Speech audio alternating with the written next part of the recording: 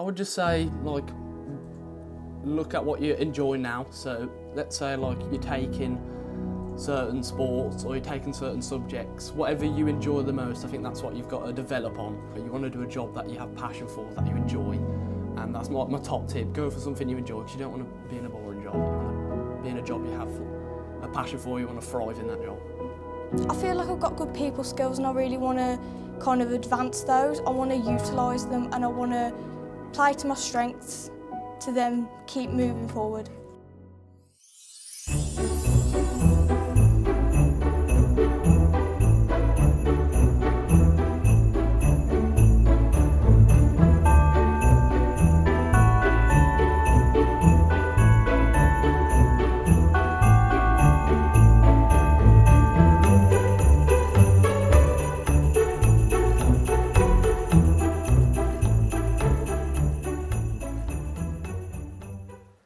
Well, I'm here today at Summerhill School in Kingswinford. I'm here to meet with some of the Year 11s. They're midway through their final year, their GCSE year, so they're a little bit preoccupied. Some of them have done mocks, some of them have still got mocks to come. I'm really interested in just speaking with them, getting their thoughts, their feedback on careers, where they're at, what their thoughts are to the future, what they're doing next. I'm hoping to speak with the head of careers here as well. After all, that's the whole purpose of this channel. I'm doing these episodes, and so I thought, well, let's do one where I'm actually going to the target audience essentially and finding out a little bit about how students are thinking with regards to careers today. So, should be interesting. During one of their global learning sessions, some of the Year 11 students broke out into small groups for a brief discussion on the subject of careers. I was also able to speak with some of them individually to get a sense of where they saw their futures. My name is Elijah Chamberlain. I'm currently in Year 11, and the subjects I'm studying are triple science, DT, geography and GCSE PE. My name is Holly Williamson and I'm a student in Year 11 studying at Summerhill School. At the moment I'm taking history, drama, business and GCSE textiles. I'm really enjoying them. I'm Heidi Palmer, I'm in Year 11 and at the moment I'm doing GCSE dance and drama and geography and French. I'm Madison Lee, I'm in Year 11 in GCSE year and I'm currently studying GCSE art, food tech, geography and French. I think you've definitely got to have a plan or a brief idea at the minute, because by the time of the end of year I've got to think what I'm taking for A-levels, and that impacts my life a lot on what I do career-wise. So I'm considering taking geography, maths and business at A-level. So it's not like I've taken maths, further maths and something else, so I can only be in like one career. I've taken different subjects which I can go, I have this career and this career. So you're leaving your options open to an extent, leaving my options open. Yeah. Have you thought much beyond A-levels, or is that about where you're at right now? I'm considering taking financial advising or sales, and the reason behind that is mainly because of like the people skills, and that's what I enjoy most, I feel like. So I'm thinking of studying a T-level at Halzone College. I know A-levels won't be for me because exams aren't really my thing. Right. I've always known that I'm going to go more down the vocational route and practical things. I feel like I've got good people skills and I really want to kind of advance those. I want to utilise them and I want to play to my strengths to then keep moving forward. For Halzone and King Ed's, I've applied for dance, English literature and language and sociology. I think I want to become a teacher and a primary school teacher mainly, but then I love my performing arts side of things, so having dance in there gives me an opportunity to become a teacher but potentially a dance teacher, or keeping that performing side if I can. I'm going to study A-levels at Halzone College, English language, art and media studies. Uni's in my head, but then some parts are telling me I want to get a job and like settle down, but I just want to see how the future goes. The students were a genuine mix, with some having a very settled idea of both their next steps and long-term career aspirations, whereas many others, quite understandably, were still leaving their options open. For about a year now, I've had the idea to go into the RAF. I want to do cyberspace communication and I can be a specialist in that field. So I have options to either do that as soon as I leave school or go to college and then join the RAF after that. I recently joined the cadets, the RAF cadets, Right. and it has sparked my interest for that sort of cyber, subject. And I looked into more to do with the RAF and I saw that job and it was like, that's what I wanted to do. In some cases, it had actually been a moment of inspiration that had ignited their passion and their drive towards their ideal career. I kind of want to do something like performing wise. I love the creative arts and I love like the performing arts. I really want to do something like with acting and like acting or like musical theatre and go down that avenue. It's just something that's always interested me, like, since I was quite young. I was really watching Angelina Jolie's Maleficent, and I was like, I was rewatching. I was like, I want to do that. I want to like be a part of the film and theatre. Tell a story through like all these different types of effects that they use, and be able to like portray like meaning through how like I move and speak. My grandparents have literally told me many times that they always used to give me Lego as a kid. They could just give me that and be set for hours, so I would always build cars and everything with it. I want to go into like mechanical engineering to do like aerospace and cars and all sorts. Do you have many conversations with your friends, your family about careers? I talk to my parents quite a lot about it and my older brother. I think that's who I talk most about it because I tell them my career aspirations. It's quite helpful because they almost bring me down to earth a bit, so they tell me like, look, this is realistic and this is what you can do. But I think it's good because I get a wider range of opinions. Yeah, 5 or 10 years' time, I'd like to be in kind of a low to mid managerial role. So far, I'm kind of looking at the plan of a T-level, which includes a 45-day placement, see where the placement takes me, what kind of experiences and opportunities can I get through that. And then after that, look into, if nothing else comes up, my kind of following plan so far is to look into a higher apprenticeship. Hello, I'm sorry for the brief interruption, and I promise to keep it brief.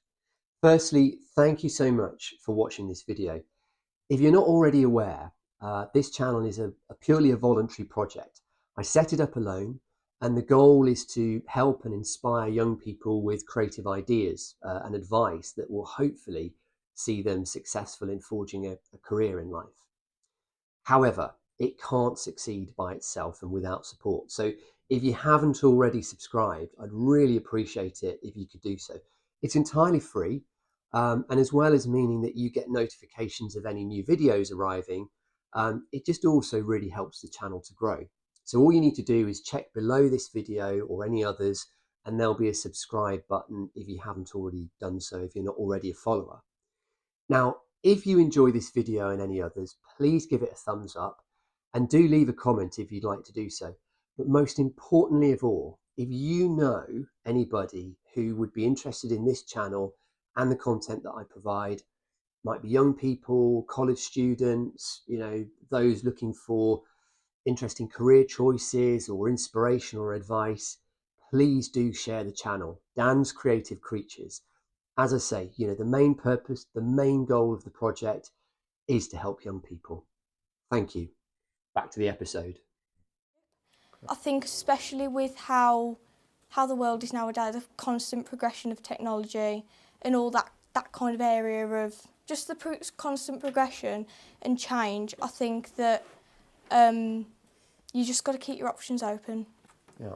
Do you feel that there are enough resources out there, whether it's in school or outside of school, to help you work through the idea of careers and the future? I think yes and no. I think it depends on the person and where you want to aim.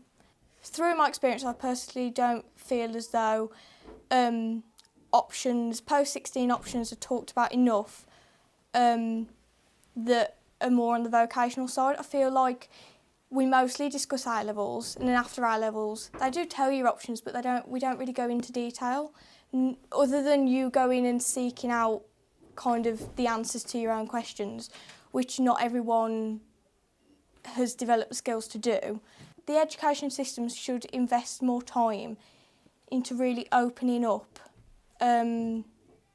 just opportunities to go different places, opportunities to learn more. There was also a varied take on the role and influence of careers advice and resources in school. In some cases, the students have felt empowered by this, whereas in other cases, there's definitely a demand for more insights into what jobs actually involve. I think we're given ideas on careers. It's always like a subject, especially as you go into the older years and as, you know, GCSEs roll around. But there isn't like specific pathways. So for example, as I want to go into the RAF, I've never had a, you know, specific conversation about different jobs in the RAF. But I think that is because there are so many of us, it's hard to cover so many jobs, because I'm guaranteed that most of us will want to do different things in the future. So it is a difficult conversation to have, but then again, it would be like nice to have to go in, like to have the opportunity to go into the different specific jobs that we want to do, to have that conversation about what the options are in that field. We need more resources, but you've also got to take a view that majority of the school from about 11 to 16, we're not really going to be thinking about what we want to do when we're older, and we don't really know fully. Yeah. So it's got to be, you've got to have the option to give people the chance to find out what they want to do, but you've also got to allow for the fact some people aren't even going to be thinking about it for a decent chunk of their time at school. The careers programme at Summerhill School is led by Mr. Wollerton, and I caught up with him to get an understanding of how they go about this and at what age they start speaking with the students about their futures. We engage with students before they get here in year 6. First of all, by just finding out their name and their main interest, because that starts their pathway with us, really. So if we find out that Bobby wants to be an astronaut when he's in year 6 and he's doing his, then we know that we need to tap into Bobby's interests throughout lessons and try and tailor careers for them. We then look at interviewing students all the way through their time at Summerhill to see how their careers and their ideas change over time, how their pathways have changed, what is it within their life that has brought about this change, is it a better understanding of how they operate in themselves, how they feel, is it that life-affirming moment that they've had, something that's happened in their life? Is it that they've understood academically that they can't quite achieve the heights that they originally thought they were going to, or that they've done a work experience program that's shown them that actually what they thought that they wanted to do wasn't right for them? And then we tailor that around our careers provision in our global learning sessions. So students have a minimum of 6 hours of taught careers-based lessons, which could be anything from a lesson, we taught one today for year 11, which was on the alternatives to post-16 education. Right. So looking at gap years, looking at self-employment, looking at new T levels and what they entail, or having somebody come in who talks to them about the provisions within a certain career. I mean, you'll get a child in year 7 who really knows what they want to do, and all the way through. I've just said goodbye to a year 11 last year. He wanted to be a doctor in year 7. He's now doing his A-levels because he's going to be a doctor. Right. He's known that from year 7. His parents have been a driving force in really helping inspire him to do that, and made sure that work experience placements, etc., enabled him to do that. And then, you'll get the other student who doesn't know what they want to do at all, and actually when they leave us at 16 is still not certain. So then it's about us showing them all the alternatives out there for them and trying to help them put them on a pathway when they leave Summerhill that enables them to keep their options open moving forward. With that, because we don't have a sixth form, it's important that we do that. Yeah. That students know that that there's always options for them. And then it's as well about keeping in touch with those students and building our alumni so that those students come back and inform other students. Okay. And we've got quite a few of those who are now involved in So our that is a schools. programme you've got going on. It is our alumni programme. We've got somebody who is the National Irish Road Cycling Champion, to somebody who's been a presenter on CBeebies, someone who's an actress, former professional footballer. We've got them all, and they're still in touch with the school, and they come back in and do work with our students, but help them understand the pathways they chose or the wrong pathway they chose and what they wish they'd done and how they think they could have done it differently. Do you think there are enough resources out there to support with these sorts of things? So you mentioned about obviously people coming in, which is great, you know, trying to bring to life careers, but do you think there could be more out there in terms of trying to help with those? I think the idea of getting the help out there is there. I think that it becomes very saturated with the amount of schools that there are. I think there's an awful push to make sure that specific target groups get the intervention that they need, and therefore certain schools that don't fall into those have to go out and find their own areas to support them. And of course there's always we can do more. And I think the other thing is the sharing of resources, and I think we're all a little bit guilty of that sometimes you harness something and you're a little bit reticent to share it and get other people involved, which is what I'm trying to do with the careers fair that we have. We have every single college, we have universities, we have local employments, public services here, and really want to open it out to other schools and places in the area so that it's not just a Summerhill thing, it's for everybody to utilise. Because we might have that one provider here that another school doesn't, that Johnny in another school never got to see. But if he came to Summerhill for that evening, he'd get to meet them, and you never know, it could be that it could be the thing that sets him off on his journey. Do you think there's a place for online content, a resource to try and showcase some of the variety, I guess, in different professions? Absolutely. We tried to build something ourselves where it sprung out of COVID because we couldn't do the careers fair, so we created our own online one, but we were limited in what they could do. So actually having a forum by which children could tap into, it's relevant to them, it's visual, we have so many visual learners, there's videos that they can watch that signpost them in the directions they want. Of course, I think anything like that is gold dust to students who are making decisions. But it's got to be relevant, it's got to be unbiased, and it's got to give them all the facts. Because there's too many sales pitches out there. Kids aren't stupid, they know what's being shown to them, and actually what they want is an unbiased viewpoint on this is what this career is. Here are the pluses, here are the minuses.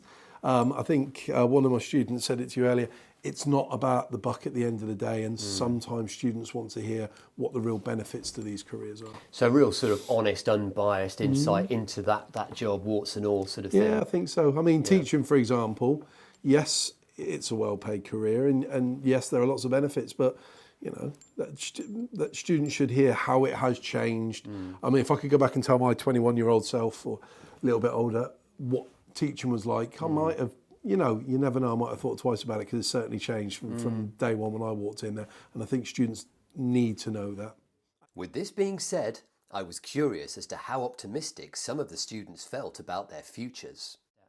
I would just say, like, look at what you enjoy now. So let's say like you're taking certain sports or you're taking certain subjects, whatever you enjoy the most, I think that's what you've got to develop on, because you don't want to go into a job that you hate it and you're dragging along and like the weeks and years go by. You want to do a job that you have passion for, that you enjoy, and that's my top tip. Go for something you enjoy, because you don't want to be in a boring job. You want to be in a job you have a passion for, you want to thrive in that job.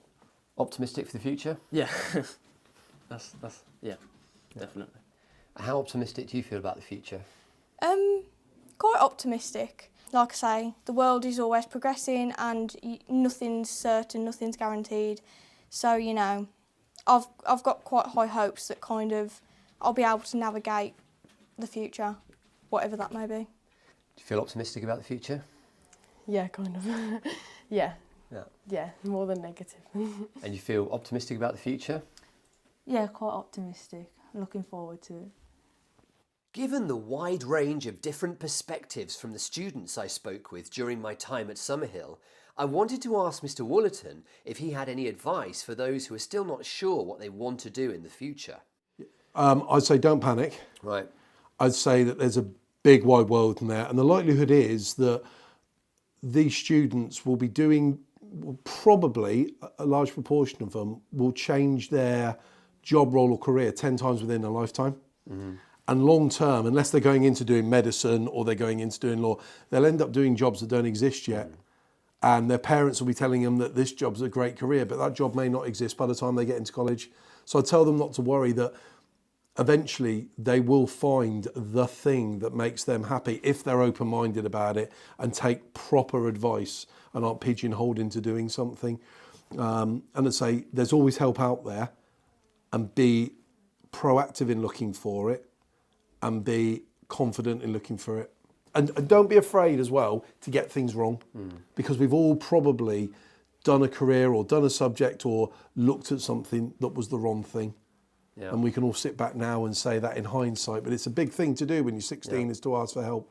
But don't be afraid to do it, because help is always there. And that careers advice is everywhere. It's at school, it's at colleges, it's at university. So I've had an afternoon here at Summerhill. I've spoken with a lot of different students. It's been fantastic. We've had some group discussions. I've had one-on-one interviews. I've spoken with Mr. Wollerton, Head of Careers. He's got some really, really interesting thoughts about careers, you know, about how they handle it here, about what they're looking for, all sorts of things really. So it's been a fascinating few hours for me. Hopefully it's made for a different episode, you know, a different angle here on the channel, and it's been useful moving forward. So I hope you've enjoyed it, and yeah, I would say just a privilege to meet with some of these young people who are, you know, some of them have got a fantastic idea, a very, very clear idea of what they want to do. Others not so much, which is absolutely fine and very normal, and you know, one of the reasons why I put the channel together. So I wanted to say a big thank you to all who have participated, because you know, they're an absolute credit to this school, and hopefully you've enjoyed the episode. Thanks for watching.